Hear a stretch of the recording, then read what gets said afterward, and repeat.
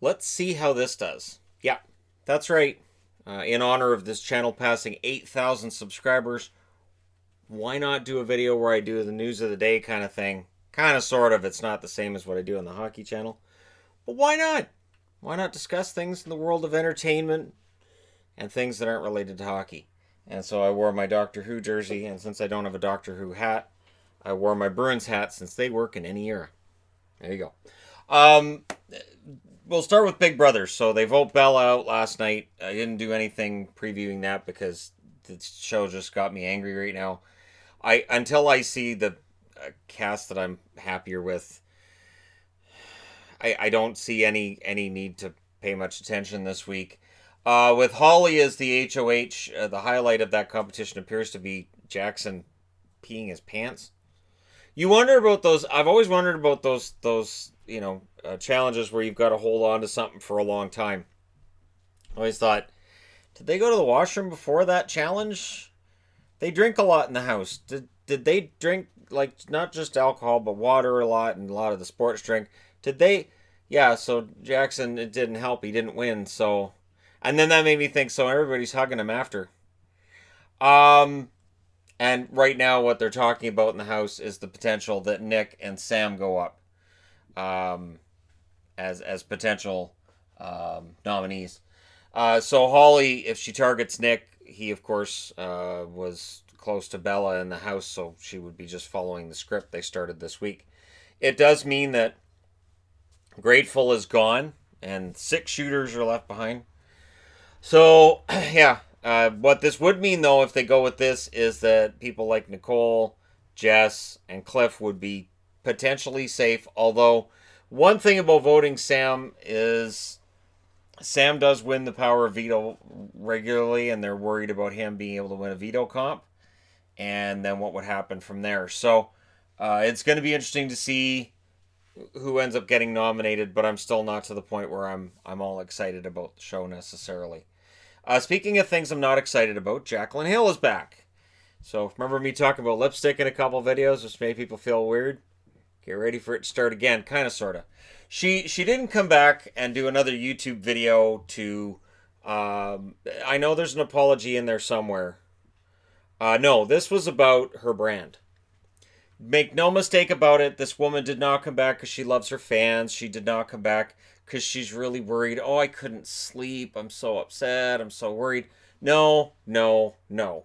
She did not disable her Twitter and Instagram feed because she was upset. I think there was a lot of negativity out there. And the funny thing is, even in the video, she talks about how she's very thankful for all of her positive fans. Well, what about the people you sold crap to? What about the people who still haven't got their refunds? Because she said, oh, I refunded everybody. There's a lot of people out there on Twitter saying they haven't got their refunds yet. And what about a recall? You're supposed to recall. When something is defective, you're not supposed to go, well, that's defective. Here's your $5 back. You're supposed to go, that's defective. I'll just take it back. I'm sorry. And here's your $5. The reality is that if it's a recall and they ship everything back to her, it's going to be COD in all likelihood. I'm not sure with the recalls if it's necessarily COD. I'm guessing she would end up absorbing the cost for that, and then she's got all this crap she can't get rid of. It's just so sleazy. And then towards the end of this, she's like, "I've got new products coming out." Are seriously? Seriously? You've seen how? Why? What? No. New products coming out. Dear Lord. Okay, now we know the Ford Pinto's been lighting on fire and exploding. So here's the new Ford Pinto. Do you want us to replace it with the Ford? And then the other thing too was, at first she was replacing the lipsticks that were defective, and some people were getting lipsticks that were worse than the ones that they needed replaced. This is just such sleaze on such a high level that I have to talk about it on this channel. This is a person that, yeah, she's. I think it's really a matter of this. Her empire is crumbling, and so she had to do a video where she goes, "I'm sorry. Really, it was all their fault, and it was them, and they really screwed up. I should have been watching what they were doing because they and those people and the people who complained really bummed me out. So I'm not happy about the people that bum me out. And that one girl that I called out on Twitter and I basically made her sound like she was a horrible person, I privately direct messaged her to apologize. That coward. Privately DM'd. Ooh, you'll call somebody out publicly, but privately you'll DM them? I've been on the other end of that. I've had people publicly call me out and then privately message me like, I'm sorry for what I said. If you're sorry, you'd say it publicly. Anyways, not that I have strong opinions on this at all. Okay. It's nothing like somebody blasting you publicly and then privately, I'm sorry, I didn't really mean that. Can you tell everybody else that? No, I'd rather that we don't draw attention to this. You didn't mind drawing attention to it earlier. Love Island. Yvonne and I have found that we have way too much fun watching this show. We really enjoy the sociology of it. We enjoy the it's just it's tooth rotting fun is what it is. It's junk food on television. And it is hilarious and it's grating. If that's Caro's actual voice, holy crap. Just every time she talks, Yvonne and I both, like, stop it. Stop it. You're not a little kid. Stop it. And then if I had to do a shot every time Alexandra says, like, hammered 3 minutes into the show. And now in the episode we're up to, we haven't caught up yet, but in the episode we're up to, they've added another girl to the island who uses like as every second word. Oh, but there are a couple people on the show that I go, you know what? They're cool. They're kind of cool. Among the guys, Yeaman he's cool. I think he's a cool guy. He seems like a pretty normal. His reactions when they show him with his reactions to situations seem more realistic than a lot of the other guys are like, yeah, I'm a stud. Yeah, I don't know, I'm kind of a big deal around here. Yeah, like Cashel. Cashel just he thinks he hung the moon. And I'm not going to tell him he didn't, but he's just anyways, the way he is with it's just horrible. It is really funny. That's one of those ones that a live reaction of Yvonne and I watching it would probably garner some attention. And our commentary would probably be there'd be people who would enjoy it. There'd be people who didn't, but there'd be people who would. So it's a fun show, and we're catching up. We're also catching up on MasterChef Season 10, which every 5 minutes they say it's Season 10, we've upped the bar. We got up to the episode where they're making food for the wedding reception. It's not really the wedding reception. He didn't get married with everybody from MasterChef. He probably got married like a week earlier. But they mentioned the Season 10 thing a lot. And then when they mentioned that they're doing a wedding reception for the winner of Season 9, I said to Yvonne, I said, yeah, but Season 9 was crap. They've really upped their game for Season 10. So he wouldn't be a top 10 finisher in Season 10. So yeah, that's a fun show as always. Why is everybody picking on Suba? Suba, every time he makes food, it's pretty darn good. And yet nobody wants to work with him. Nobody wants anything to do with him. Dorian was just terrible to him in that one challenge, the tag team challenge, just yelling at him. And then their food was good. And it's like, yeah, Dorian, does everybody want to lay off? Nah, the next episode we're talking about how stupid Suba is again. Suba, if you watch this, you can make me food anytime. And my wife really enjoys Indian food, so we're down for that. That would be perfectly fine. John Barrowman.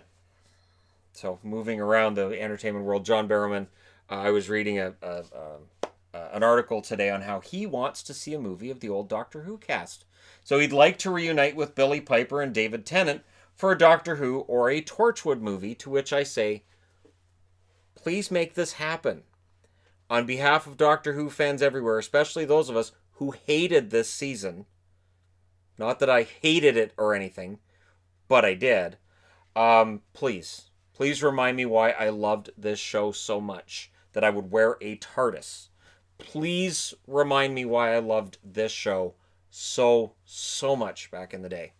And so, if it's Billy Piper, David Tennant, and John Barrowman, take my money. Absolutely take my money. And I think Doctor Who and Torchwood mixed together, whatever you want to title the movie, it would work. And I think it would be fantastic. But onto wrestling news, and this is kind of, again, not necessarily worthy of its own video, but I wanted to talk about it here. NXT, there's rumors that it's going to be moved to FS1, and it's going to compete with AEW, and the WWE is going to tiered pricing for their network. WWE has also have been losing subscribers from the network, and their revenues are down from where they were last year. So their Q2 earnings are down. I think they said 5% from where they were the year before. Attendance at live events is down year over year, and they've lost about, I think they said it was 10% of the subscriber base had dropped by in a year. These are not great numbers. Now they've got AEW coming in. And the funny thing is, AEW is saying all the right things about how they're not trying to be WWE light. They're just going to do their own thing. Chris Jericho's out there saying, you know what, if other WWE wrestlers become available, we don't necessarily want them. But, you know, if they come in, that's fine, but we don't want too many because we want to create our own content and our own stars. And now there's rumors that maybe CM Punk is becoming involved with the company because he's making an appearance at StarCast 3. Whether that actually happens or doesn't, it raises an interesting question. Would CM Punk, Dean Ambrose, now under the name Jon Moxley, his original name on the indie circuit, and Chris Jericho, would that be enough to make people go, hey, these guys are over here, let's go see what's going on? Or would it not help? Either way, WWE is worried about NXT. NXT debuts October 2nd on TNT Drama. If they put NXT on, they will put it on at the same time to directly compete against AEW. They want to siphon off as many viewers as possible from AEW as soon as possible. And honestly, all I keep thinking is all WWE has to do is improve their product. They don't need to put Daniel Bryan in 205 Live and then mix 205 Live and NXT and throw that program up against AEW. They don't need to do this.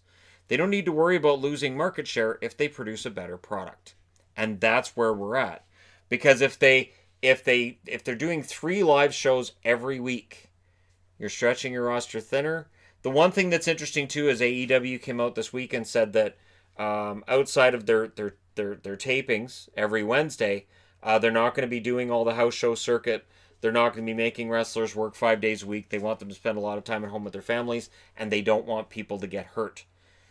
Unprotected chair shot aside, right? Sean Spears. Unprotected chair shot aside, if they hold that up and they actually maintain that, it's going to get wrestlers to leave WWE and try to go to AEW.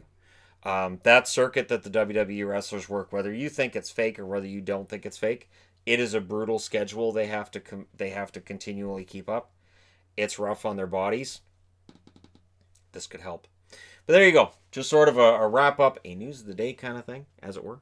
I don't have enough to do this every day, but I can do it every now and then. I'll see how this video performs. If it performs well, if I can get my mouth working, if it performs well, I will definitely do it again.